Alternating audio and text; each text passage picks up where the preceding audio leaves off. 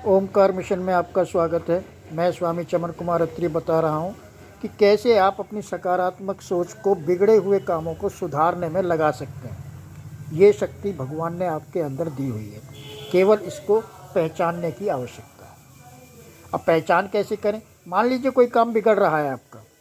उदाहरण के लिए आपकी दुकान है, आपका प्रतिष्ठान है, उसमें सेल कम हो रही है, उसमें बिक्री कम हो रही है, तो उसको कैसे बढ़ाएं?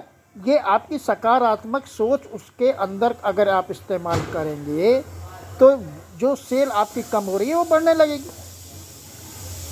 ये शक्ति भगवान ने आपको दे रखी है, केवल आपने उसको इस्तेमाल करना है। इस्तेमाल कैसे किया जाएगा? आप सबसे पहले उसके मूल में जाइए कि सेल कम क्यों हुई, प्रतिष्ठान का बिजनेस क्यों गिरा, उसके मूल में जाइए। अब मूल में से अनेक कारण आएंगे।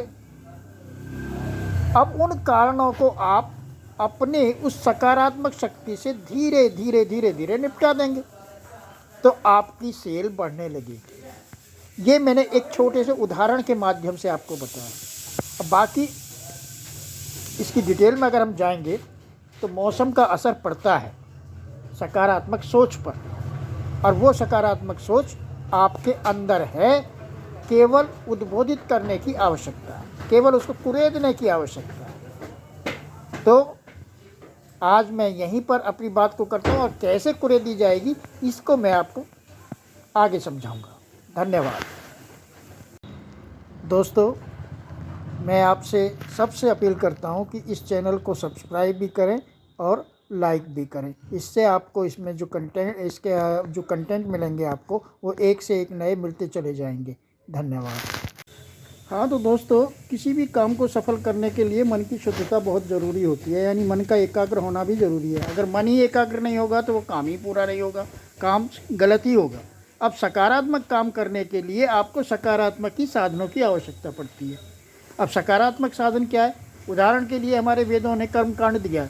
अब उस कर्म कांड में पूजा एक महत्वपूर्ण चीज़ है, यानी जो भी चीज़ तुमको चाहिए उसके देवता हैं, और उन देवताओं को मनाना, उन देवताओं को प्रसन्न करके ही उनसे फल की प्राप्ति करना, ये पूजा का मुख्य काम है। अब वो पूजा तो तभी सफल होगी कि जब पूजा के लिए जो साधन आपने अपनाए हैं वो तो शुद्ध होने चाहिए, और उनकी शुद्धता से ही आपका मन शुद्ध होगा, और मन शुद्ध से जब आप प्रार्थना करेंगे तो वो प्रार्थना स्वीकार होगी। मेरा कहने का मतलब ये है कि जो भी आप साधन पकड़ रहे हैं, अब जैसे धूप ही ले लीजिए। धूप बाज़ार में करोड़ों टन है, लेकिन शुद्ध धूप आपको किसी शुद्ध संस्थान से ही मिल सकती है, बाज़ार में नहीं मिलेगी। संस्थान की धूप शुद्ध वैसे भी होती है। तो मैं आपको ये सलाह दूंगा कि ये जो चंदन गूगल धूप है इसको आप इस्तेमाल करें। स्क्रीन पर नंबर शो हो रहा है, आप चाहो तो इंक्वायरी कर सकते हो, संपर्क कर सकते हो।